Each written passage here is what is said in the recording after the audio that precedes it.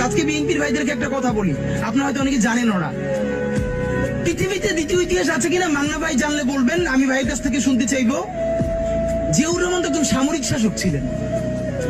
একজন সামরিক শাসক সামরিক ফরমান জারি করে দেশে গণতন্ত্র ফিরেছে, পৃথিবীতে এই নজির নাই যেটা জিয়াউর রহমান করছেন।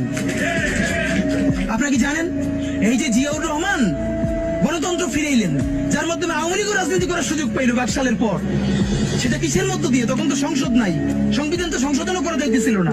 কিসের মধ্য দিয়ে? জিয়াউর রহমানের সামরিক ফরমানের মধ্য দিয়ে।